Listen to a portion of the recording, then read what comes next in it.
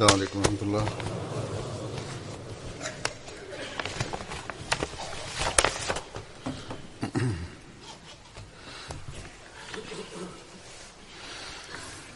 أشهد أن لا إله إلا الله وحده لا شريك له وأشهد أن محمدا عبده ورسوله أما بعد فأعوذ بالله من الشيطان الرجيم بسم الله الرحمن الرحيم الحمد لله رب العالمين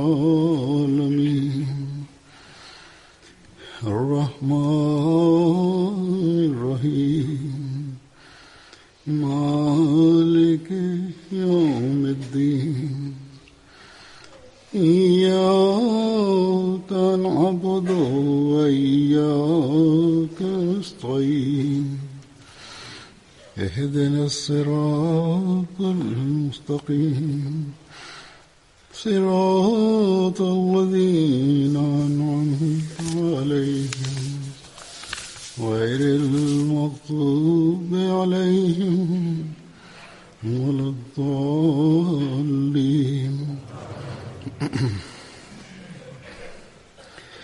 بسم الله الرحمن الرحيم آمين. تنزيل الكتاب من الله العزيز العليم غافر الذنب وقابل التوب شديد العقاب ذي الطول لا إله إلا هو إليه المصير. الله لا إله إلا هو الحي القيوم لا تأخذه سنة ولا نوم له ما في السماوات وما في الأرض من ذا الذي يشفع عنده إلا بإذنه يعلم ما بين أيديهم وما خلفهم ولا يحيطون بشيء من علمه إلا بما شاء وسع كرسيه السماوات والأرض ولا يؤوده حفظهما وهو العلي العظيم.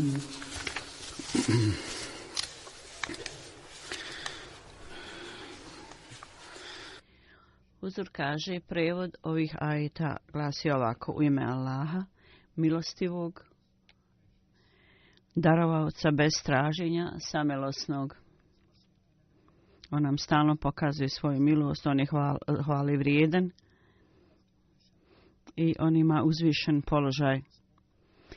To znači riječi Hamim, Hamidun, Međidun, predsjednik hvale, posljednik veličanstva. Objava ove knjige je od Allaha, svemoćnog, sveznajućeg, onaj koji grijehe prašta i prima pokajanje, a stroge u kažnjavanju. Velikog darovatelja, nema Boga osim njega, njemu je povratak. To je bio ajet iz sure Mu'min, 40. sura, 1-4 ajeti.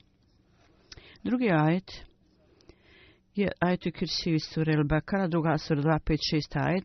Prevodi Allah je, nema Boga osim njega, znači niko nije vrijedan obožavan osim njega. On je vječno živi, samo održavajući i sve održavajući. Ne obuzima ga ni drijemeš ni san. Za njega je što je na nebesima i na zemlji, ko je taj ko će posredovati kod njega osim po njegovom odobrenju. On zna šta je pred njima i šta je iza njih. a oni ne uhvataju ništa od njihovog znanja osim onog što on želi. Njegovo kraljevstvo obuhvata nebesa i zemlju i njihovo čuvanje ga ne umara.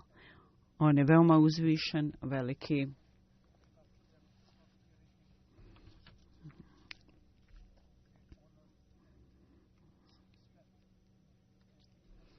Ovi ajeti su iz sure Al-Mumin. To su prva 4 ajeta, uključujući Bismile, to su 4 ajeta. I druga sura, kao što sam rekao, uzor kaže iz ajetu Kursiju iz sure Al-Bakara.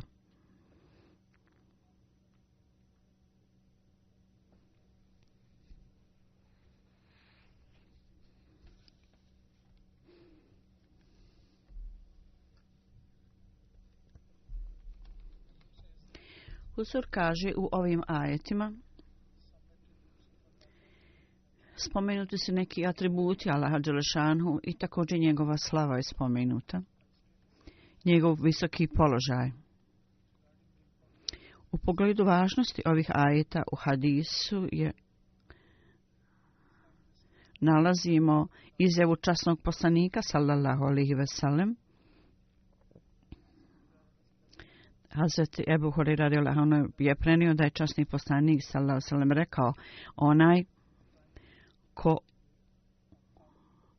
u vrijeme od Hamim počinjući odatle do određenog mjesta uči ovaj ajet i također uči ajetu Kursiju, onda sa oba ova ajeta on bi bio zaštićen do noći koji uči ujutro, a onaj ko ove ajete uči uveče, njihov blagoslov ovih ajeta će ga čuvati zaštićenim do jutra.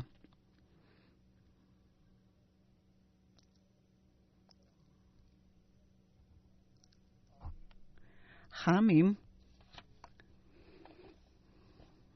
ova skraćenica, druga sura Mamin, prva je Uzubillahi mine šejtani radžim. I prevod je Rahman uzvišeni Allah.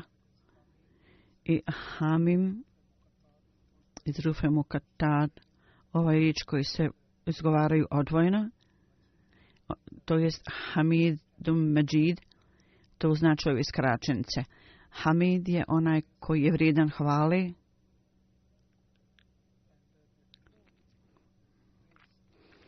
I istinska hvala zapravo pripada njemu, to jest, da tako kažem, Allah Đelešanhu je taj koji pripada sve hvale. Mesih Maud alejhi selam objašnjavajući riječ hamd kaže da to treba biti objašnjeno tako da hamd se naziva ona hvala koja je samo za dobra djela koja je osoba učinila, i to je hvala također hvala za onu osobu koju je dat ovaj blagoslov toj osobi. I u skladu sa njegovom voljom on pokazuje naknadu za to. Stvarnost riječi hamd može pripisana onoj osobi koja je krajnji izvor svih izvora blagoslova i bez ikakvih usluga ili zasluga blagoslovlja nekoga bez ikakvog drugog razloga. Hvala je data onom Allahu koji pokazuje naklonost ljudima ne iz prinode, iz nekog razloga.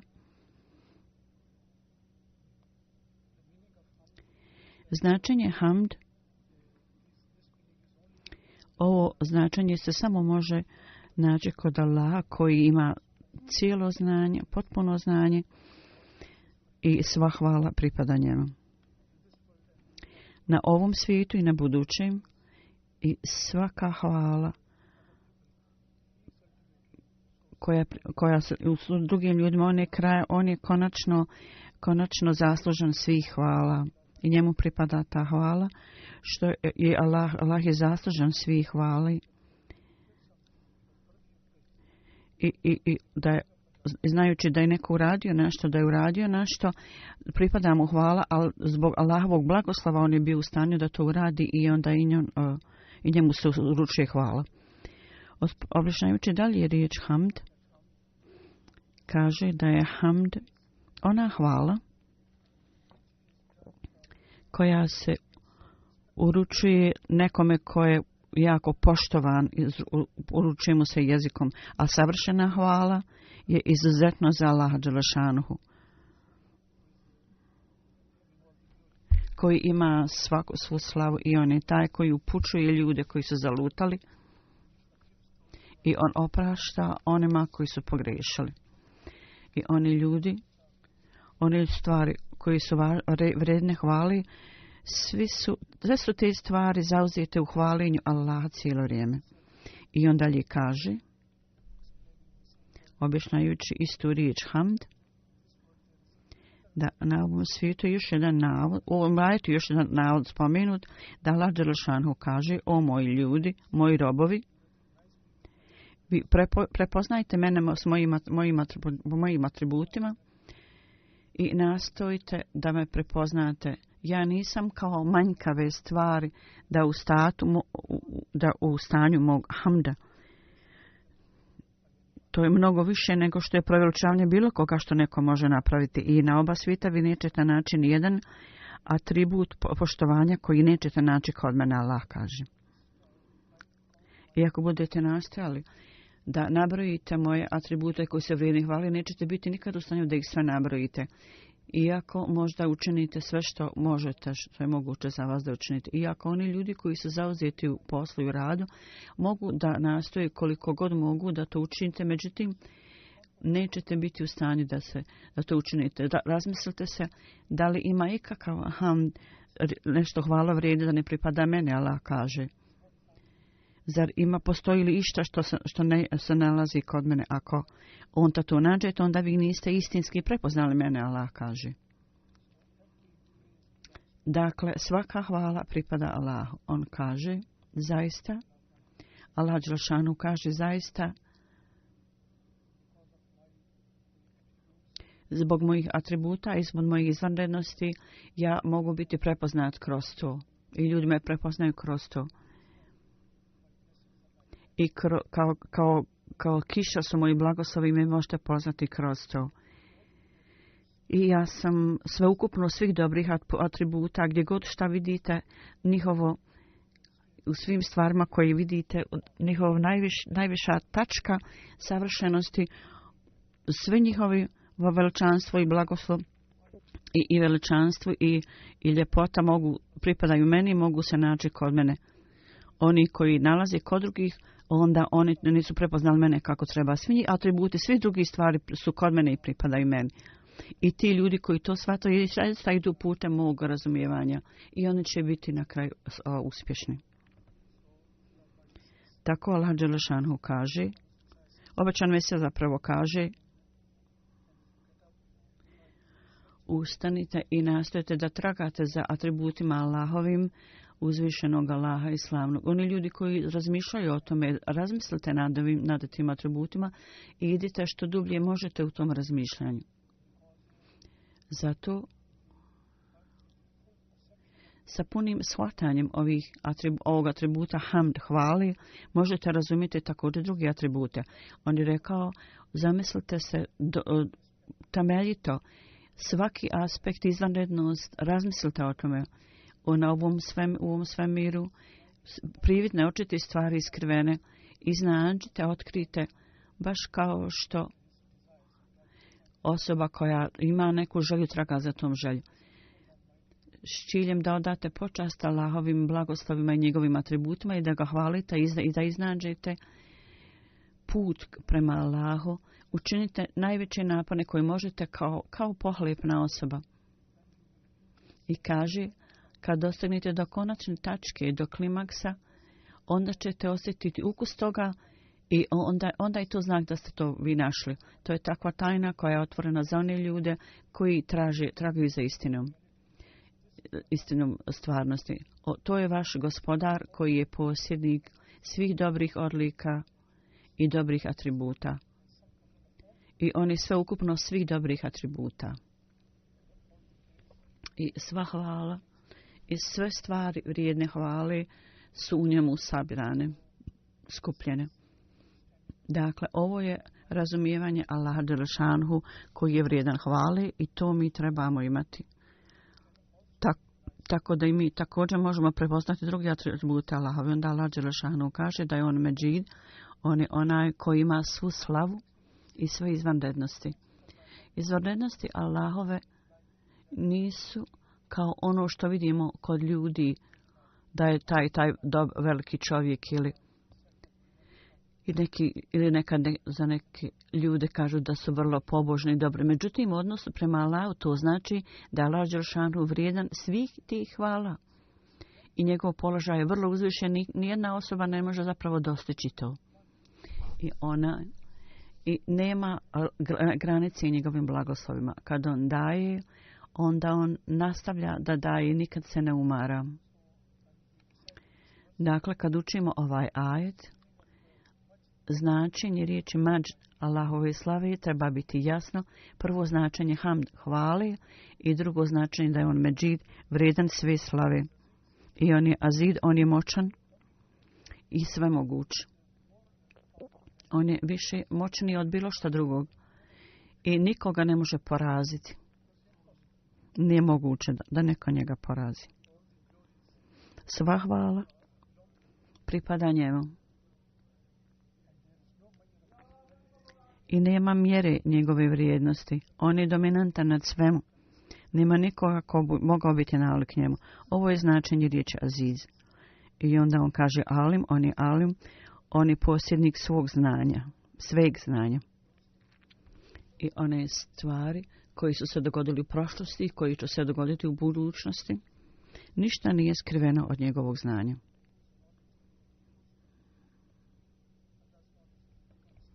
Allahovo znanje obuhvata sve i to je Allah je taj koji objavio knjigu, to je časni Kur'an i zadnji šerijat, vjerski zakon je dat. On je spomenuo sve stvari, zahtjeve za sva vremena su spomenuti i on je omogućio za sve njih. I sve vrste zaštite i prevlasti dominacije mogu se postići samo u cijelosti kad budemo poslušni Allahu. I onda kaže, onaj koji oprašta grijehe, zbog toga trebate njemu upućivati molbe i dove i da uvijek tražimo oprost za svoj grijeh. Obećani Mesija alejhi selam je dalje objasnio ovu tačku u nekoliko mjesta i kaže, uvijek treba da tražite oprost za svoje grijehe. Jedan put je rekao, svjetlo koje je dato ljudima je privremeno. Bilo koja osoba, ako dobi duhovno svjetlo, s ciljem da zadrži to svjetlo uvijek sa sobom, neophodno je, velika ogromna je potreba da čini istikfar. I on je rekao, poslanici, kad su oni tražili oprost od Allaha, razlog za to je, oni su znali ovu tajnu i uvijek su bili zabrinuti da ova zaštita, ovaj ogrtač svjetla koja nam je dato, da nam ne bude oduzeto od nas. I to značenje istikfara je znači svjetlo koje je dato od Allaha da bude sačuvano i da osoba dobije sve više tog svjetla.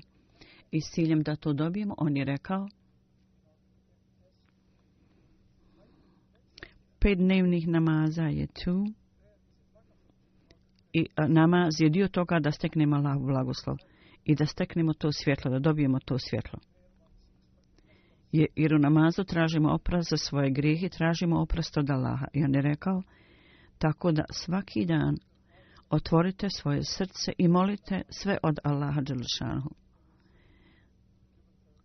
Onaj komu je dato razumijevanje, on zna da namaz i dova su najviša tačka kroz koju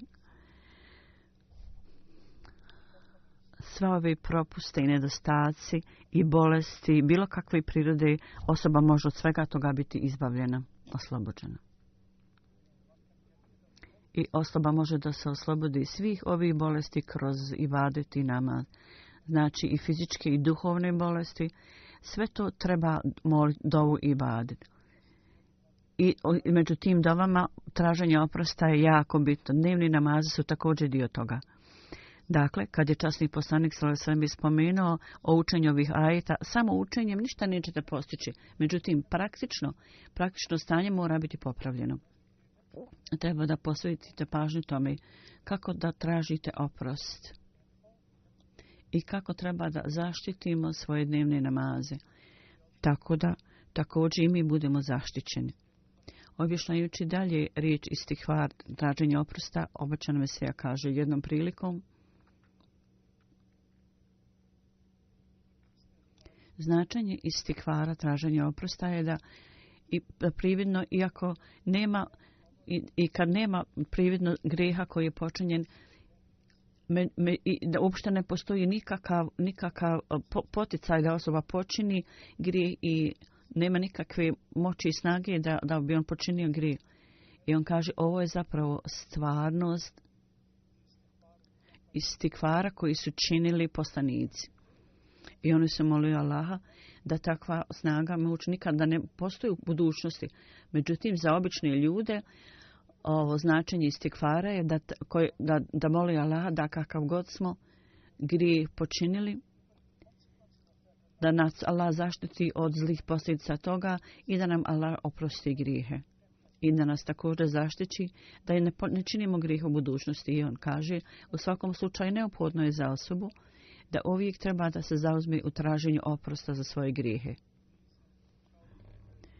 Ove suše, nedostatak hrane, ove kušnje koje dolazi s vremena na vrijeme, svrha toga je da se ljudi zauzmu u traženju oprosta u istikvaru. Kad teškoće dođu zahmedi muslimane, oni treba da budu privučeni ibaditu i dovama i treba da posvete su pažnju dovama. Istikvar ne znači samo da ponavljamo riječi stakfirullah jezikom. Većina ljudi ne razumiju ove stvari. Arapi razumiju značaj ovih riječi, međutim u našoj zemlji, zato što se govori drugim jezikom, ljudi nisu to razumjeli kako treba. Mnogi kažu, mi smo toliko i toliko puta učinili istikvar 100 puta ili 1000 puta. Međutim, stvarno značenje istikvara, ako ih pitate, oni ne znaju o tome.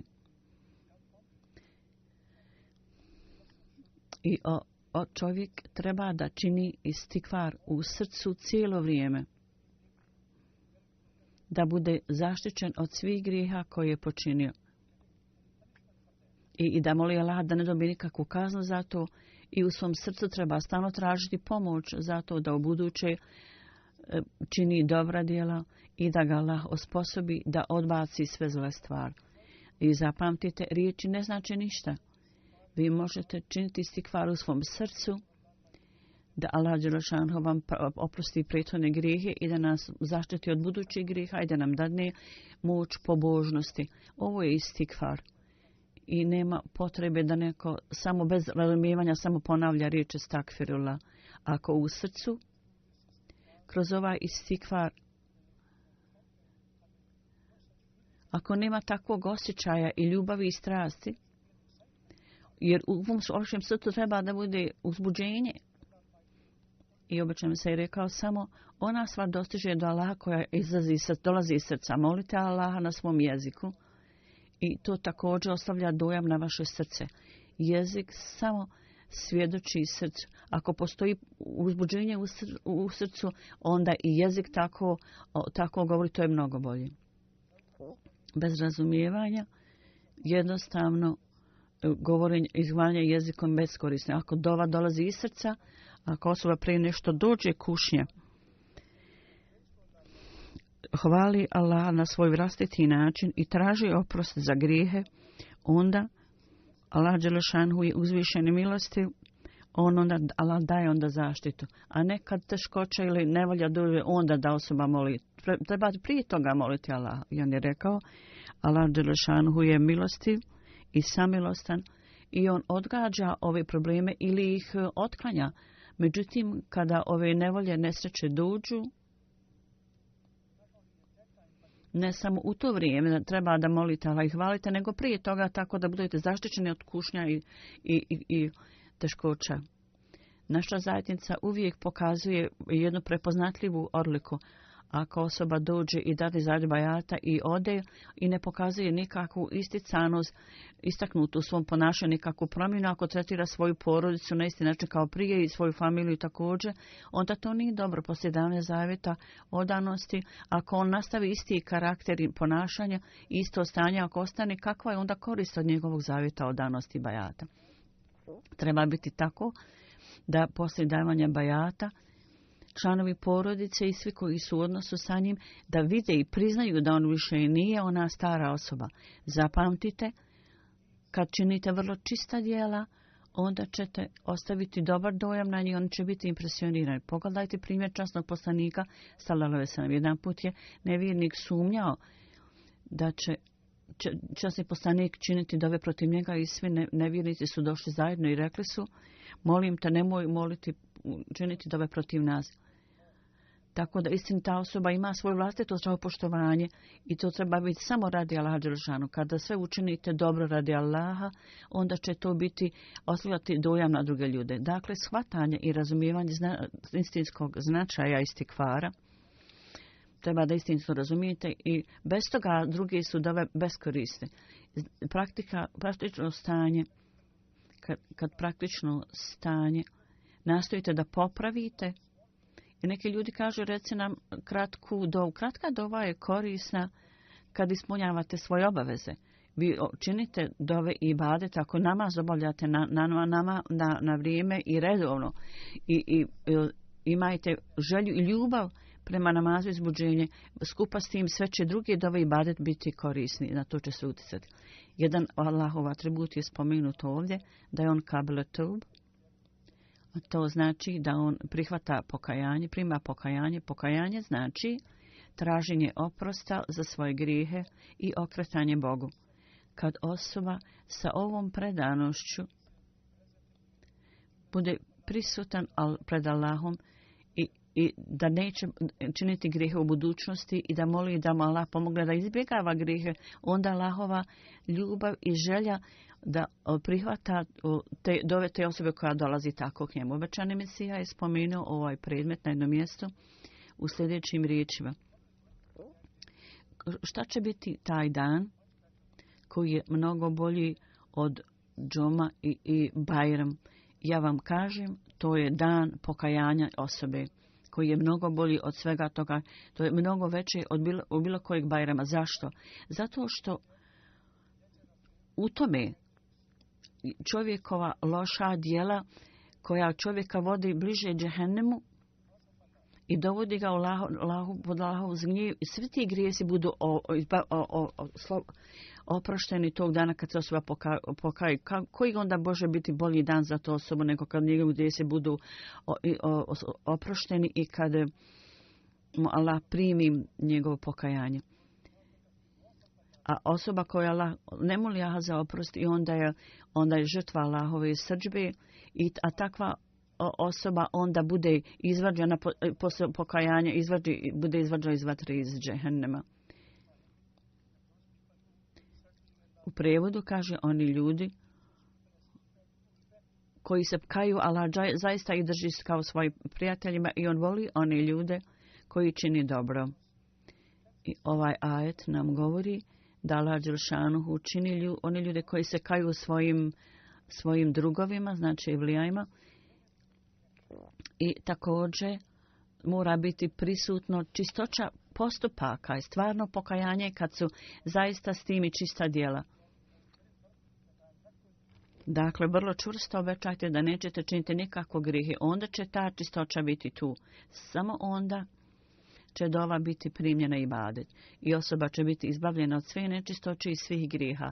Inače, jednostavno riječi teoba i ponavljanje te riječi ne daje nikakvu koristi, nije od koristi.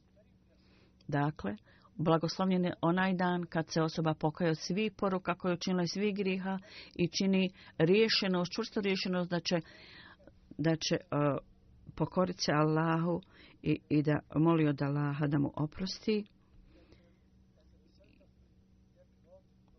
i bude izbavljen Allahove srdžbe, bit će zaštićen od Allahovog gnjeva i bit će čovjek u stanju da primi one stvari koje prije nije očekivao. Vi možete sami zamisliti da osoba koja je potpuno bila razočarana da ne dobije neke stvari i očaj ga savlada. Kad jedan put bude u stanju da to nađe, u tom momentu njegovo srce nađe novi život. I to je spomenuto u hadisu, u jednom govoru, u knjizi hadisa, koja nam kaže da kad osoba izađe iz života grijeha i kroz pokajanje dobije novi život, Allah dželešanu postane vrlo zadovoljan s njim. Ovo je povod radosti i veselja kad osoba bude pod teretom grijeha i onda Allahov blagoslov dolazi sa svake strane njemu i onda kroz pokajanje on se kaje Allahu poslije svih grijeha nakon što su mu dolaze sa svih strana. To je moment zadovoljstva Allahovog i meleki Allahovi također pokazuju svoje zadovoljstvo i sreću. Jer Allah dželešanuhu ne želi i ne voli da bilo koji njegov rob sluga bude uništen i da umre. I on kaže, ako je njegov rob počinio nešto pogrešno, a ipak se pokaje i dođe bliže Allahu, zapamtite taj dan kad se osoba pokaje za sve svoje grijehe, to je najblagoslovljenija stvar. I to je blagoslovljeniji dan od svih drugih dana jer on dobiva novi život tog dana i on bude bliže Allahu dželešanu. I u tom pogledu, taj dan u kojem većina vas činite ovo riješenost i dajete zavjet bajata i obećate da ćete se održati koliko god možete i dajete obećano Mesiji u ovom zavjetu. Mi treba da se pokajemo istinskim srcem i da svi grijesi budu oprošteni. I on bude takav da možemo reći kao da izgleda kao da ni počini nikakvog grijeha. Međutim, ja ponovo hoću da kažem, uvjet za to je da istinska čistoća i istinsko čišćenje mora biti prisutno, a ne pokajanje samo riječju. I treba da dođete pod Allahovu milost. To nije jednostavna stvar da grijesi osobe budu oprošteni. Velika je stvar da on smatra da je neko počinio nešto pogrešno i ponekad ljudi imaju ovo kajanje godinama i tragaju za momentom i kažu kad dođe vrijeme da čekam da se osvijetim. Međutim, Allah je milostiv, on nije tvrdo srca kao ljudi da ostavi tu zlobu godinama. Allah je milostiv i on može oprostiti grijehe u jednom momentu od 70 godina na grijeh. I nikad nemojte misliti da je ovo beznačajno. Ne. Oprost je zaista korisno za tu osobu koja stekne oprost, koja čini to i traži pokajanje istinski u svom srcu traži pokajanje. To je istinsko pokajanje i to čini sredstvo zaštite tu osobu. Ako to nije tu, onda Allah dželešanu kaže da Allah šudikula. Dakle, kad osoba ne vodi brigu o naredbama Allahovim, onda Allah kažnjava te ljude i kaže zito, on je taj koji mnogo daje i on daje dobrotvornost bez ikakve granice i nema granice njegovim blagoslovima jer on ima moć, on vam može dati sve što želi. Allahove riznice su neograničene.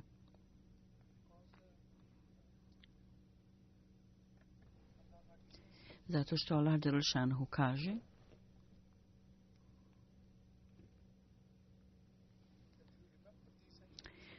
zapamtite ove moje atribute, onda ćete neprestano dobivati blagoslov od mene. Nema niko drugog koji ima toliko mnogo moći da vam dadne te blagoslove. Mi imamo na ovom životu i poslije smrti moramo se vratiti istom Bogu. Dakle, da je krajnji povratak Bogu. Tako da u tom slučaju treba postojati namjera da činimo dobra djela u skladu s naredbama Allahovim. Ako je tako stanje prisutno, onda će uvijek Allah dželešanu zaštititi tu osobu. Drugi ajet, ovom drugom ajetu, a časni poslanik je također spomenuo to jest u ajetu Kursiju, spomenuto da je Hazreti Ebu Hureyra prenio da je časni poslanik sallallahu alejhi ve sellem rekao: I postoji najviša tačka svega, a najviša tačka časnog Kur'ana je sura Al-Bakara. I jedan ajet je u suretu Bekara koji je vođa svih ajeta, to je ajet Kursiju. I obećani mi se objašnjavajući ovu tačku kaže: Allahu la ilaha illa huwa al-qayyum, znači Allah je taj, nema nikog mimo njega. On je život i duša svega i on sve održava. Značenje toga je da je Allah je to živo biće koje je uvijek prisutno i on sve održava i sam sebe održava. I on je taj koji u svakim situacijama prisutan. Svaka osoba koja vidi život mimo toga, svaka osoba koja ima život, sve je od Allaha. I sve što postoji stvoreno je samo Allahovom moći i voljom. Allah je spomenuo dva imena Allaha. Al-Hayyu, Al-Qayyum. Al-Hayyu znači živi Bog i on daje život drugim stvorenjima i ljudima. A Qayyum da je on samo održivi i da on sve održava. Dakle, on održava sve druge ljude i sva druga stvaranja. I on sve održava zahvaljujući ovam dvama atributima. Ovo znači da njega onda treba obožavati. Vrlo je važno da ovo razumijete. Riječ Hay znači da njega treba obožavati. I Jaken Abudu se također odnosi na ovo. Al Hayul Qayyum. Jaken Estein ima isto značenje.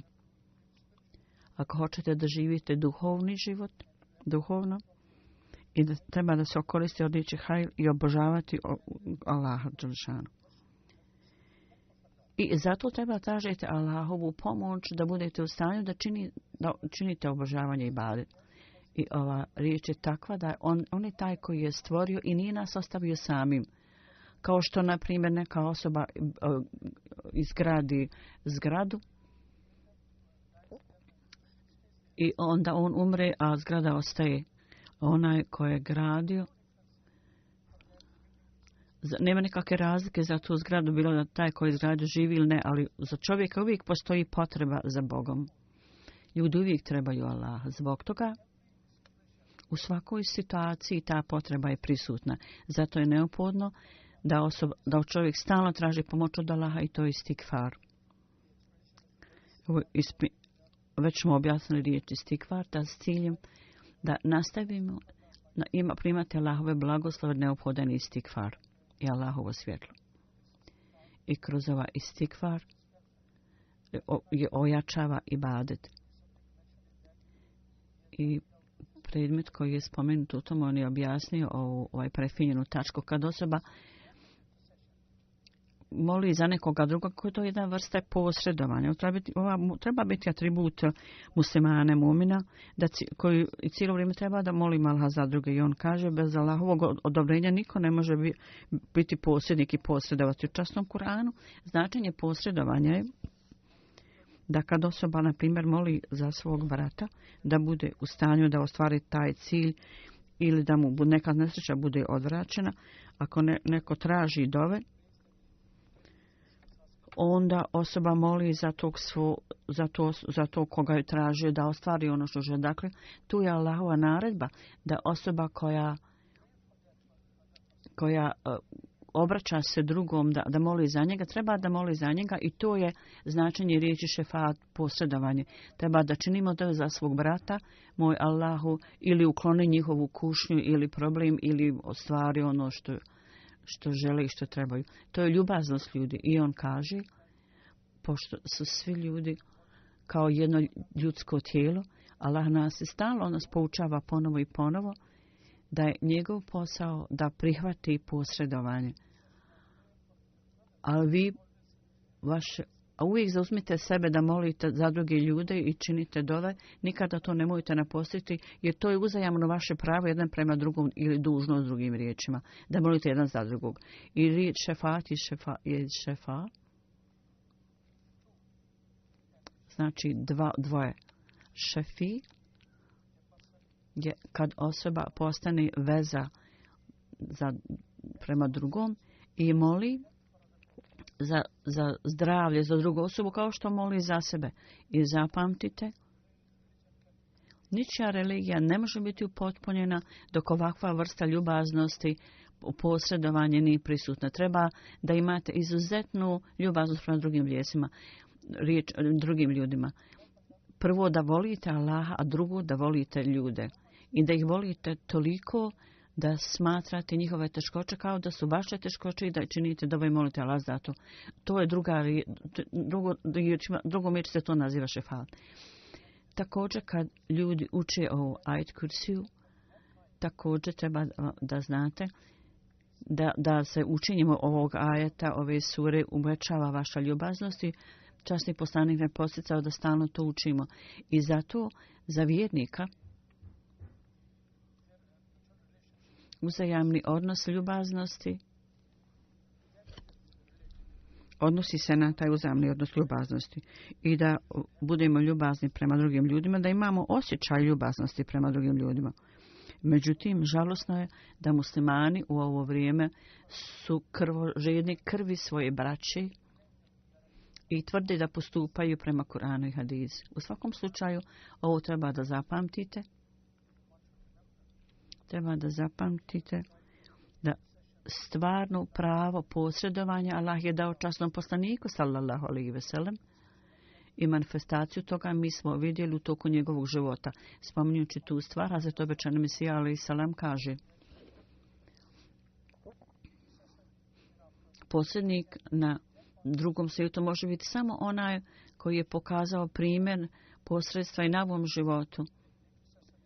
I on će biti posrednik i na drugom svijetu na ahiretu. I samo ta osoba može biti dokazana takvom koja je pokazala primjer u ovom životu. Kad držimo u vidu ovaj cilj i ovu svrhu,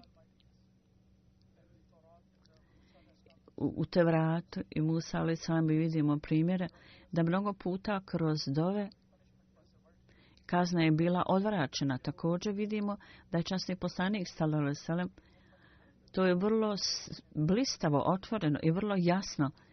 I očiti znakovi su tu da je kao rezultat njegovog posredništva ashabi časnog poslanika su bili učenjeni da sjede na prestoljima.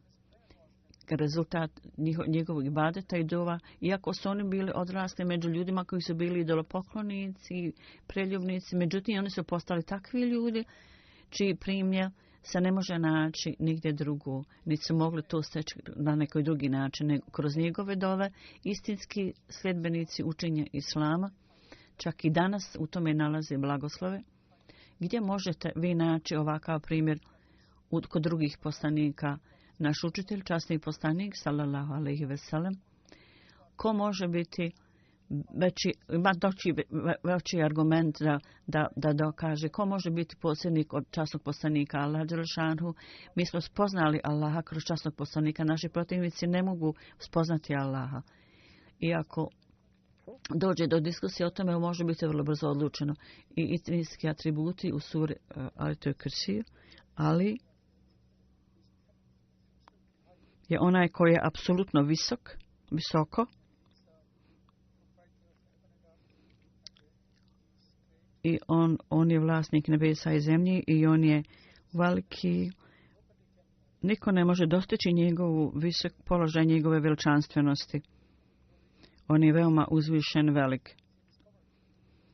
I on obuhvata sve. Ništa nije izvan njegovog obima znanja i vladanja. Njegovo znači kraljevstvo obuhvata i nebo i zemlju.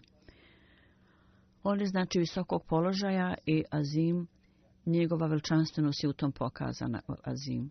I niko ne može to dostići. To je značenje riječi azim.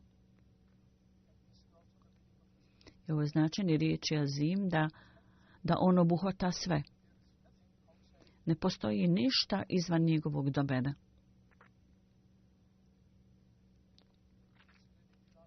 Objasnjujući zadnji dio ovoga ajeta, obećani Mesija alejhi selam kaže u pogledu kursi, Vasija kursihu samavati vel arda, ve la yauduhu hifzuhuma, wa huval aliyyul azim.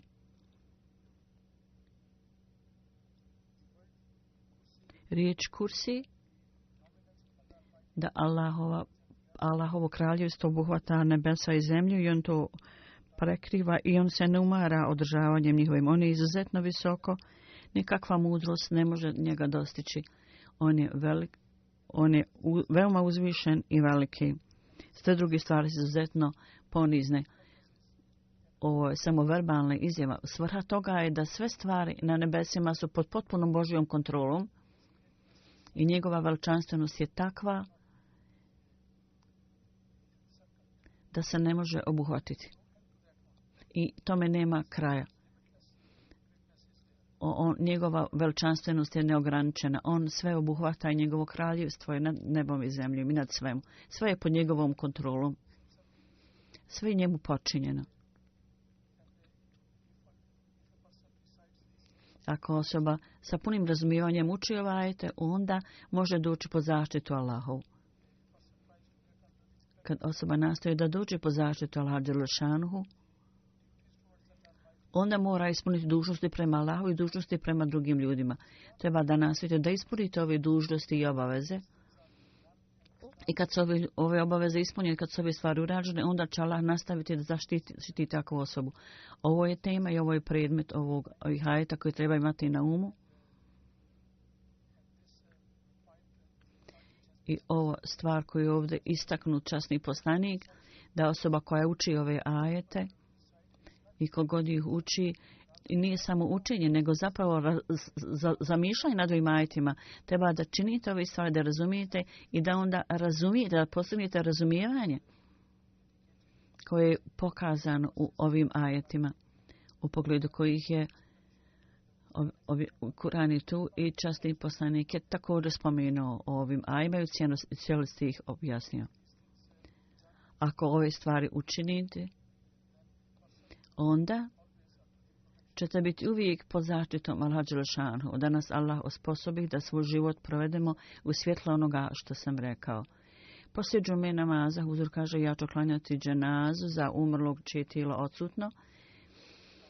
To je za Abda Begum sahibu, žene Abdul Kader sahiba. Ona je bila iz Navabša. 22. januara je umrla. Inna lillahi wa inna ilaihi rađiun. Nijaz Ahmad je bio njen otac. On je bio vladin službenik u Pakistanu.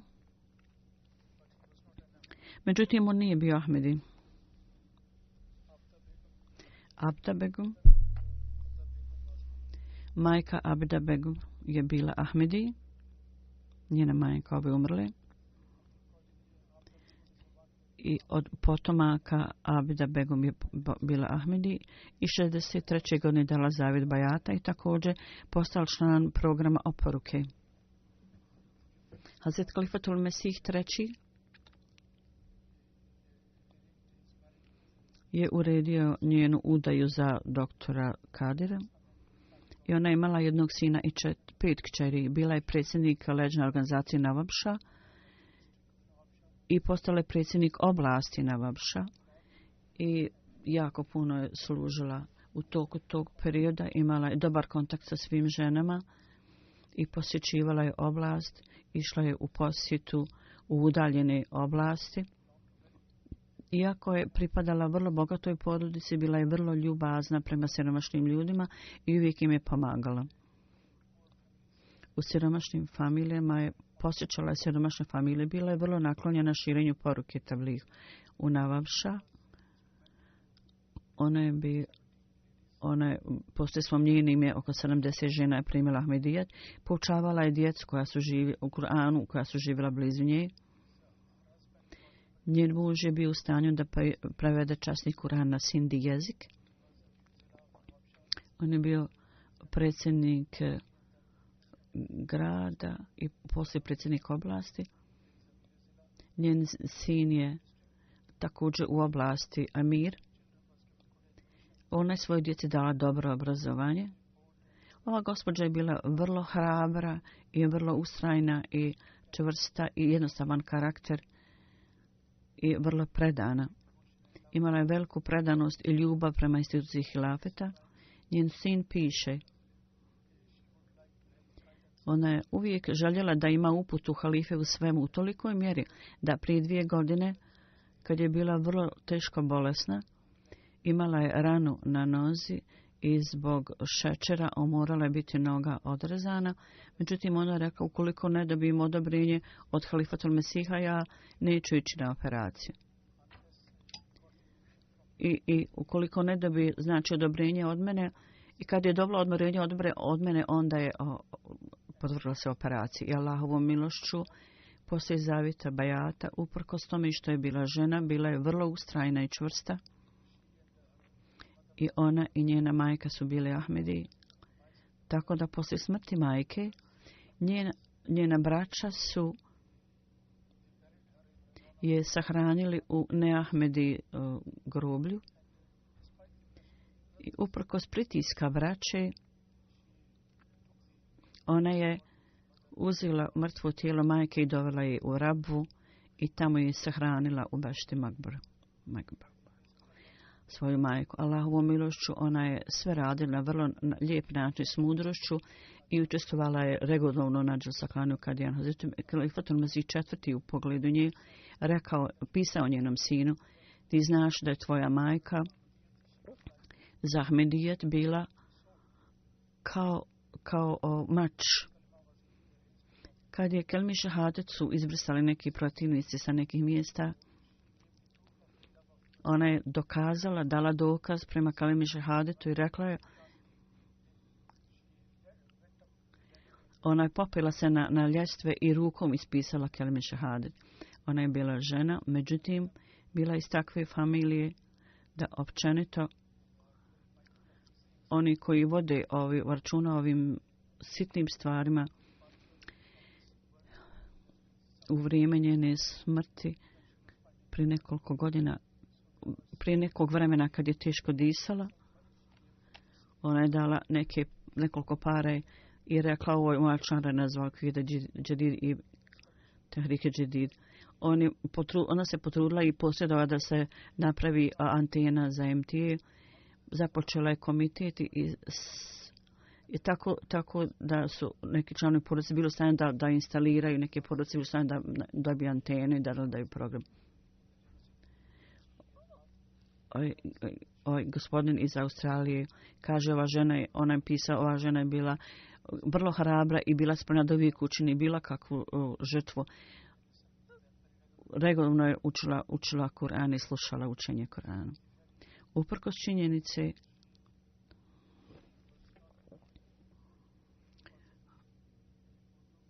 što nije vladala dobro urdu jezikom, njen engleški je bio prilično dobar, međutim podesila se tom okolišu, naučila je Sindi jezik i prenosila je poruku Sindi Neahmedi da Allah dželešanu ima milosti i oprosti ovoj umrloj i također uzvisi njen položaj i također osposobi njene potomke da slijede put dobrote i pobožnosti.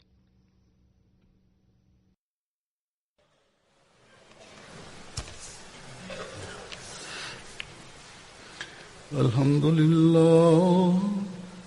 لله نحمده ونستعينه ونستغفره ونؤمن به ونتوكل عليه ونعوذ بالله من شرور أنفسنا ومن سيئات أعمالنا من يهده الله فلا مضل له ومن يضلل فلا هادي له ونشهد أن لا إله إلا الله ونشهد أن محمدا عبده ورسوله عباد الله رحمكم الله إن الله يأمر بالعدل والإحسان وإيتاء ذي القربى